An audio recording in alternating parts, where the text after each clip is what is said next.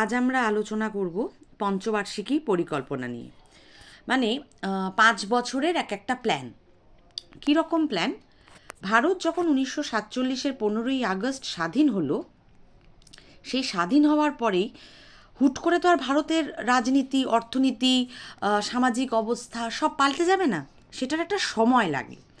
একটা দেশ যেটা প্রায় 190 বছর ব্রিটিশ শাসনের অধীনে ছিল, যাদের নিজস্ব কোনো অর্থনৈতিক চিন্তাভাবনা ছিল না, কোনো সংবিধান ছিল না, সংসদ ছিল না, বিচার শাসন ব্যবস্থা ছিল না, স্বাধীন কিছুই ছিল না, সেই দেশ যখন স্বাধীনতা পেল, তখন সে কিভাবে নিজের দেশকে অর্থনৈতিকভাবে মজবুত করবে, শক্তিশালী করবে, কি করে দেশের সাধারণ মানুষের আর্থিক সুরক্ষার ব্যবস্থা করবে, সাধারণ মানুষের যেটা মূল প্রয়োজন, খাদ্য, অন্ন, বস্ত্র, বাসস্থান, এটার ব্যবস্থা করবে, সেটা দেখাশোনা করার জন্য বা কিভাবে করা যাবে, কিভাবে করা সম্ভব হবে, সেগুলোর জন্য ভারত সরকার, মানে আমাদের তৎকালীন প্রথম প্রধানমন্ত্রী জওহরলাল নেহেরু, প্রথম রাষ্ট্রপতি ডক্টর রাজেন্দ্র প্রসাদ, বিশাল বড় মন্ত্রিসভা, তারা সবাই মিলে 5 বছরের একটা পরিকল্পনা নিয়েছিলেন যে এই 5 বছরের মধ্যে, পরবর্তী 5 বছরের মধ্যে আমরা ধীরে ধীরে ভারতকে আর্থিকভাবে উন্নত করব।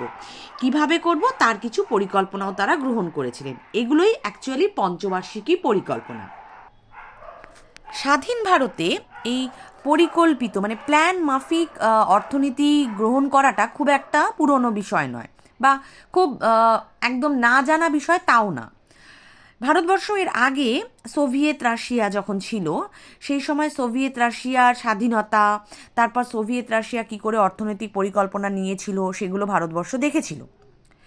ফলে 1934-এর দিকে মহীশূরের বিখ্যাত ইঞ্জিনিয়ার রাজনীতিক স্যার এম বিশ্বেশ্বরাইয়া, তিনি যখন একটা বই লিখেছিলেন প্ল্যান্ড ইকোনমি ফর ইন্ডিয়া, সেখান থেকেও ভারতকে কিভাবে অর্থনীতিতে উন্নত করা যাবে সেগুলোর সম্পর্কে সাধারণ জনগণ বা ভারতবর্ষের যারা রাজনীতিবিদ ছিলেন তাদের মধ্যে একটা ধারণা অবশ্যই ছিল। তারা বুঝেছিলেন যে কী করে এগুলোকে নিয়ে এগোতে হবে। 1938-এ সুভাষচন্দ্র বসুর জাতীয় পরিকল্পনা কমিটি যারা ছিল, যেখানে জওহরলাল নেহেরু ছিলেন, টি.কে. শাহ ছিলেন, তারাও ঠিক করেছিলেন যে ভারত স্বাধীন হলে কি করে ভারতকে নিয়ে এগিয়ে নিয়ে যাওয়া যাবে সেগুলো নিয়ে তারাও কিছু পরিকল্পনা করেছিলেন। বিভিন্ন শিল্পপতি তৎকালীন ভারতবর্ষে, যেমন JRD. Tata, Purushottam Das Thakurdas, Shriram, GD. Birla, AD Shroff, এরাও ভারতের অর্থনীতি নিয়ে নানা রকমের পরিকল্পনা করেছিলেন। কারণ তারা বুঝতে পারছিলেন যে ভারত যদি স্বাধীন হয়ে যায়, তো সেই স্বাধীন ভারতকে অর্থনৈতিকভাবে এগিয়ে নিয়ে যেতেই হবে, তবেই ভারতের উন্নতি সম্ভব। সেই সম্ভাবনার কথা মাথায় রেখে বোম্বাই পরিকল্পনা বা টাটা পরিকল্পনা নামে একটা পরিকল্পনা নেওয়া হয়, যেটার আনুমানিক বছর ধরে নেওয়া হয় 10 বছর। মানে 10 বছরের মধ্যে ভারতকে অনেকটা উন্নত করার চেষ্টা করা হবে, এবং তার জন্য ব্যয় হিসাবে ধরা হয়েছিল প্রায় 10 কোটি টাকা। ভাবতে পারছো, 1944-45 সালে প্রায় 10 কোটি টাকার পরিকল্পনা নেওয়া হয়েছিল, যেটা কিন্তু খুব একটা সামান্য নয়, বিশাল ব্যাপার। বোম্বাই পরিকল্পনার বিকল্প হিসাবে বা টাটা পরিকল্পনার বিকল্প হিসাবে মানবেন্দ্রনাথ রায়, যার কথা তোমরা ক্লাস 10-এ পড়েছিলেন, একজন কমিউনিস্ট, তার ভারতের শ্রম সমিতি বলেও একটা অর্থনৈতিক পরিকল্পনা কিন্তু ছিল, যেখানে তিনি কৃষির উন্নতির কথা ভীষণভাবে বলেছিলেন। কারণ ভারতবর্ষ প্রচণ্ড পরিমাণে কৃষি নির্ভর দেশ, ফলে কৃষির উন্নতি হলেই আমাদের শিল্প, ব্যবসা, বাণিজ্য, মানুষের সামাজিক জীবন সবারই উন্নতি হবে। তো ভারতে সেই সময় একটা মিশ্র অর্থনীতি ভীষণ পরিচিত ছিল। একটা হচ্ছে পুঁজিবাদী অর্থনীতি, যেটা হচ্ছে অর্থের ওপরে নির্ভরশীল।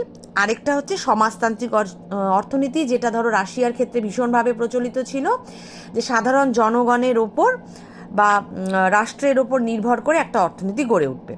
সেখানে শুধুমাত্র টাকা বা শুধুমাত্র বড় লোকদের অধিকার থাকবে না, সাধারণ জনগণেরও কিছু অধিকার থাকবে। এরকম দু ধরনের অর্থনীতি ভারতবর্ষে প্রচলন করার ইচ্ছে সবার মধ্যে একটা ছিল।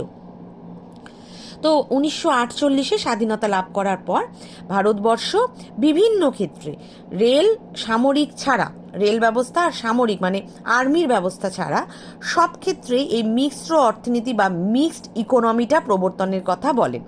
মিক্সড ইকোনমি মানে যেখানে পুঁজিবাদী অর্থনীতিও থাকবে, মানে টাকা নির্ভরশীল অর্থনীতি, এবং তার সাথে সাথে সামাজিক অর্থনীতি বা যেখানে রাষ্ট্র নির্ভর অর্থনীতি সেটাও থাকবে, মানে ব্যক্তিগত মালিকানার মধ্যেও অর্থনীতি থাকবে, আবার রাষ্ট্রীয় বিষয় সেগুলোর মধ্যেও অর্থনীতি থাকবে। এই দু ধরনের একটা মিক্সড ইকোনমি বা মিশ্র অর্থনীতি ভারতবর্ষ চালু করতে চায় পরবর্তী সময়গুলোর জন্য। সেই কারণেই পরিকল্পনা গঠন করা হয় যে কত বছরে এটা পসিবল হবে। তো ঠিক করা হয় আগামী 5 বছরের মধ্যে এগুলোকে সব সফল করে দিতে হবে। ভারতবর্ষের অর্থনীতি যেন এগিয়ে যায়, স্বাধীন দেশ হিসাবে ভারতবর্ষের যেন অনেকটাই সুনাম বৃদ্ধি হয়। সেক্ষেত্রে কি করতে হবে, দেশের আর্থিক সম্পদ যেটা রয়েছে তার সুষ্ঠু ব্যবহার করতে হবে, সর্বোৎকৃষ্ট সবচেয়ে বেশি যেটাকে ব্যবহার করা যায় ততটা ব্যবহার করতে হবে। উৎপাদন বৃদ্ধি করতে হবে, প্রোডাকশন বাড়াতে হবে, জাতীয় আয় বৃদ্ধি করতে হবে, ব্যয় কমিয়ে নিয়ে আসতে হবে। দেশের সমস্ত শ্রেণীর মানুষ যেন কম বেশি রোজগার করতে পারে, মানে সবার হাতে যেন উপার্জনের পথ থাকে সেটাও দেখতে হবে, তবেই জীবনযাত্রার মান উন্নয়ন হবে। কর্মসংস্থানের সুযোগ বৃদ্ধি করতে হবে, সবাইকে রোজগারের ব্যবস্থা করে দিতে হবে, সেটা সরকারি চাকরি হোক, বেসরকারি চাকরি হোক, কৃষিকাজ হোক, শিল্প হোক, ব্যবসা বাণিজ্য হোক, সব ক্ষেত্রে যেন মানুষ আয় করতে পারে এই সুনিশ্চয়তা দিতে হবে। অর্থনৈতিক সাম্য প্রতিষ্ঠা করতে হবে। একজন মানুষের কাছে হাজার হাজার কোটি টাকার সম্পত্তি আরেকজন ভিখারি হয়ে ঘুরে বেড়াচ্ছে সেটাও যেন না হয়, সেদিকেও দেশকে লক্ষ্য রাখতে হবে। সামাজিক ন্যায় প্রতিষ্ঠা করতে হবে। এই সব কিছুই আগামী 5 বছরে, মানে ভারতের স্বাধীন হওয়ার পরবর্তী 5 বছরের মধ্যে সরকার করবে বলে ঠিক করে। ভারতের মতো স্বাধীন দেশে এরকম একটা পরিকল্পিত অর্থনীতির ভীষণ প্রয়োজন ছিল। সামঞ্জস্য বজায় রাখা, সেটা কৃষিক্ষেত্র, শিল্প, ভোগ্যদ্রব্য তৈরি করা, মূলধনের দ্রব্য তৈরি করা, সব ক্ষেত্রে একটা সামঞ্জস্য রাখতে, একটা ব্যালেন্স রাখতে হতো, এবং সেটা রাখা ভারতবর্ষের ক্ষেত্রে ভীষণভাবে দরকার ছিল। কারণ সদ্য স্বাধীনতা পেয়েছে, কি করে দেশ চালাবে তাই বুঝতে পারছে না, তাহলে দেশের অর্থনীতি, সমাজনীতি, রাষ্ট্রনীতি সব দিকে নজর রাখতে হবে। ফলে দেশকে যাতে সমানভাবে সব দিকে পরিচালনা করা যায় সেদিকেও সরকারকে নজর দিতে হবে। ক্ষুদ্র শিল্পের ব্যবস্থাও যেমন করতে হবে, কুটির শিল্পের ব্যবস্থা, মানে যেগুলো বাড়িতে বসে থেকে কাজ করা যাবে, সেটা মাটির জিনিস তৈরি করা হোক বা চটের জিনিস তৈরি করা হোক বা পাটের জিনিস তৈরি করা হোক। আবার বৃহৎ শিল্পের দিকেও নজর রাখতে হবে, মানে ভারী যন্ত্রপাতি তৈরি, ভারী ভারী মেশিন তৈরি, বড় বড় গাড়ি তৈরি, ট্রাক তৈরি, এগুলোর দিকেও নজর দিতে হবে। সব ধরনের শিল্পর দিকেই সরকারকে নজর দিতে হবে।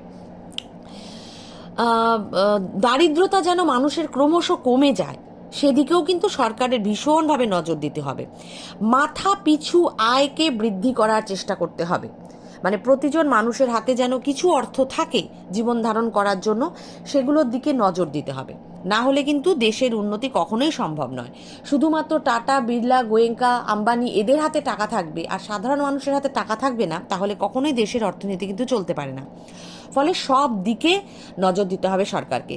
দেশের রাস্তাঘাট, বিদ্যুৎ শক্তি তৈরি করা, বিভিন্ন শিল্পের দিকে ধ্যান দিতে হবে, বিভিন্ন ধরনের কুটির শিল্প, ক্ষুদ্র শিল্প, ভারী শিল্প, সব দিকে সরকারকে নজর দিতে হবে। পরিকল্পিতভাবে যদি অর্থব্যবস্থা ঠিক করা যায় তাহলেই দেশের একটা সুসংহত উন্নতি সম্ভব হবে। দেশের বিভিন্ন দিকে বিভিন্ন উৎপাদন বৃদ্ধির দিকেও লক্ষ্য রাখতে হবে, মানে কৃষির ক্ষেত্রেও উন্নতিটা রাখতে হবে, আবার শিল্পের ক্ষেত্রেও উন্নতি রাখতে হবে, আবার ব্যবসা বাণিজ্য সেদিকেও উন্নতিটা বজায় রাখতে হবে। মানে কোনো একটা দিক আমি ছেড়ে দিলাম আরেকটা দিকে নজর দিলাম তাহলে কিন্তু দেশের উন্নতি সম্ভব না। সব দিকে কম বেশি সরকারকে নজর রাখতে হবে। অগ্রাধিকার দিতে হবে কোন জিনিসগুলোতে, কোনগুলোকে আগে থেকে পরিকল্পনা করে নিতে হবে যে এইভাবে ব্যবসা বৃদ্ধি করতে হবে বা শিল্প বৃদ্ধি করতে হবে, এগুলোও সরকারকে দেখতে হবে। ব্রিটিশ আমলে ব্রিটিশ সরকার খুব কম পরিমাণে নিজেদের প্রয়োজনে শিল্প ব্যবস্থা ভারতবর্ষে চালু করেছিল। সেটা কুটির শিল্প বলো, বৃহৎ শিল্প বলো, পাট শিল্প, চা শিল্প, রেল ব্যবস্থা, ওদের প্রয়োজনে ওরা চালু করেছিল। আমাদের এবার দেখতে হবে স্বাধীন হওয়ার পর আমরা নিজেদের প্রয়োজনে কতটা শিল্পগুলোকে এগিয়ে নিয়ে যেতে পারবো। ভারতের মানুষের বা যে কোনো সাধারণ মানুষের 3টেই চাহিদা থাকে: অন্ন, বস্ত্র, বাসস্থান, মানে খাওয়ার থাকতে হবে, পরার জন্য জামা কাপড় থাকতে হবে, আর বেঁচে থাকার জন্য মাথার উপর একটা ছাদ থাকতে হবে। এই 3টে যেন খুব ভালোভাবে চলতে পারে, মিনিমামভাবে অন্তত চলতে পারে, এটাতে আমাদের নজর দিতে হবে।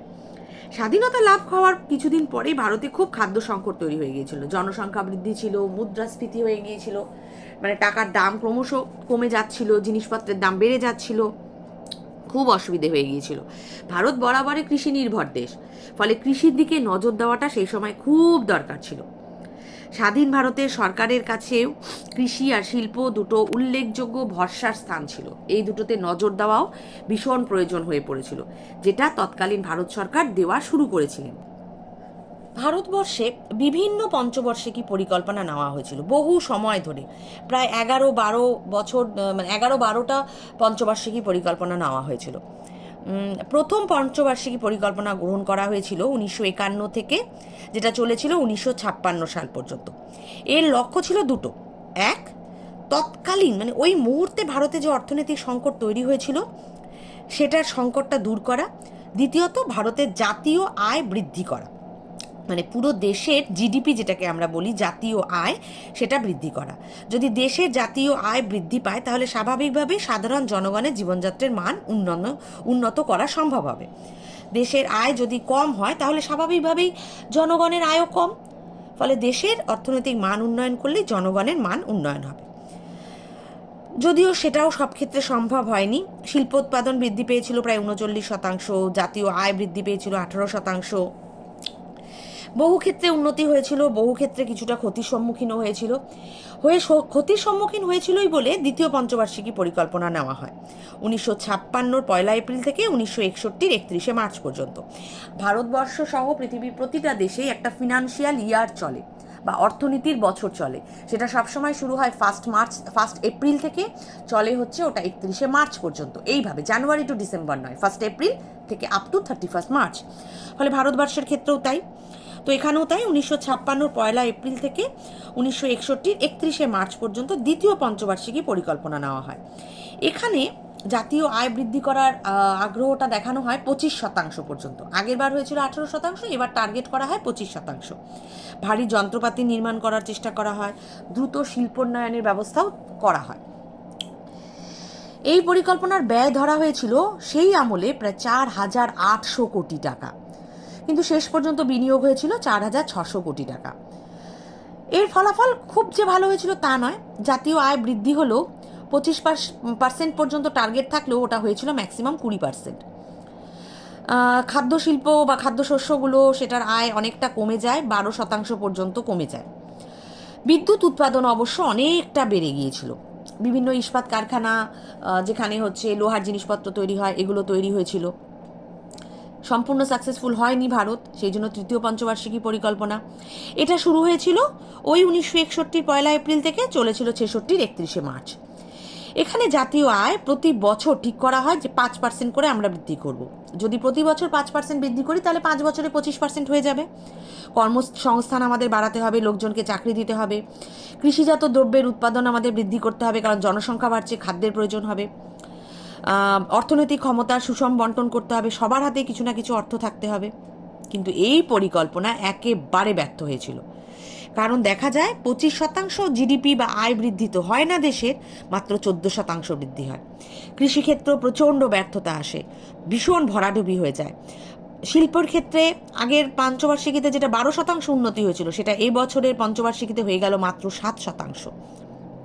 বহু ক্ষেত্রে প্রচণ্ড লস হয়। সেই কারণেই চতুর্থ পঞ্চবার্ষিকী পরিকল্পনা নেওয়া হয়। এটা শুরু হয় 1969 সাল থেকে, চলে 1974 সাল পর্যন্ত। এই সময় ভারতের 14টা ব্যাংককে ন্যাশনালাইজ করা হয়।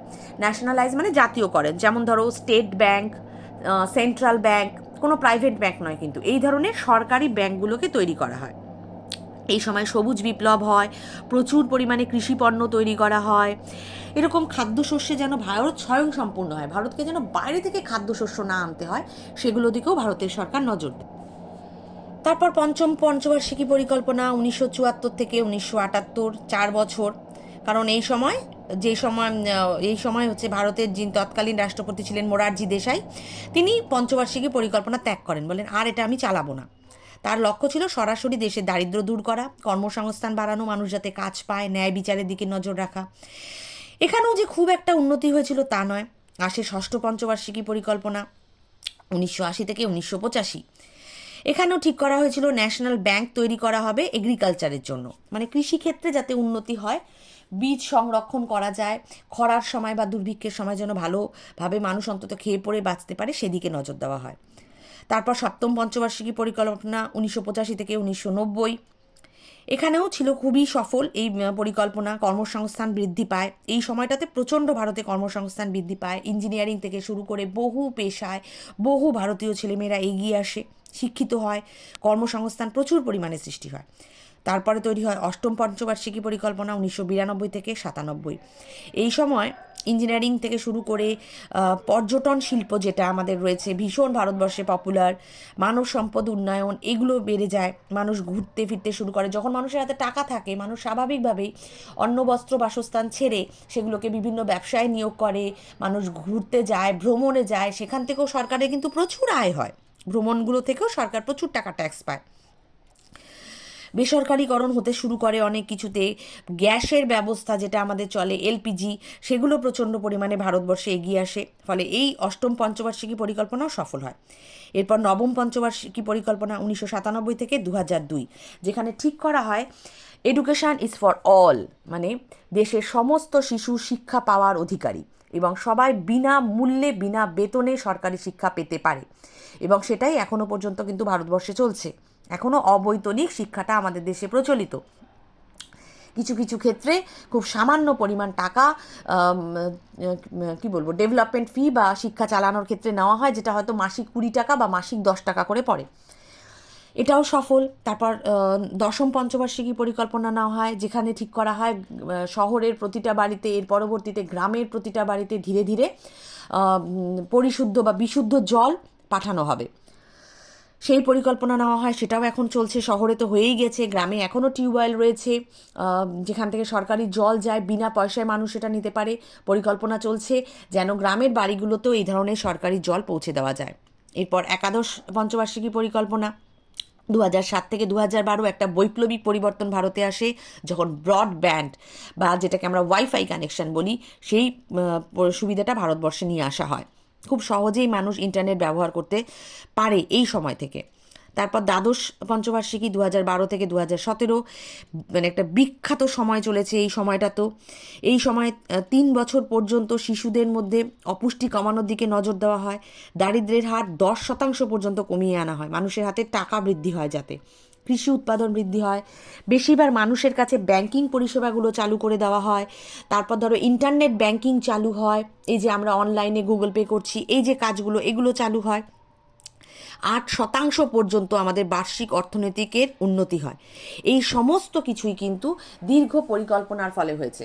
ভারতবর্ষ স্বাধীনতার আমরা 78 বছর চলে এসেছি। আজকে ভারত যতটা উন্নতি করেছে, পার্শ্ববর্তী দেশগুলো ভারতবর্ষের সঙ্গে যারা স্বাধীন হয়েছিল তারা কিন্তু এতটা উন্নতি করতে পারেনি, কারণ আমাদের দেশের যারা নেতৃত্বে রয়েছেন ছিলেন তারা দেশকে উন্নত করা, দেশের অর্থনৈতিক উন্নতি করার আপামর চেষ্টা করে চলছেন, যার ফলেই আজকে আমরা এতটা সুযোগ সুবিধা ভোগ করতে পারছি। এইখানেই ভারতবর্ষের অর্থনৈতিক পরিকল্পনাগুলো বা পঞ্চবার্ষিকী পরিকল্পনাগুলোর অসম্ভব এক একটা সাফল্য। সেই কারণেই আমরা এতটা উন্নতি করে ফেলেছি। আজকে ভারতবর্ষ অর্থনীতিতে পুরো পৃথিবীতে 4র্থতম স্থানে রয়েছে। ভারতের আগে শুধু ইংল্যান্ড, আমেরিকা আর যতদূর সম্ভব হচ্ছে চীন রয়েছে। ভারত জাপানকেও পিছিয়ে ফেলে এই বছর 4র্থ স্থানে চলে এসেছে। এতটাই ভারতের অর্থনৈতিক উন্নতি হয়েছে। তার পিছনে আমাদের দেশের যারা প্রধান নেতৃত্বরা রয়েছেন বা ছিলেন, সেই জওহরলাল নেহরু থেকে শুরু করে আজকে প্রধানমন্ত্রী পর্যন্ত সবার একটা বিশাল বড় অবদান রয়েছে।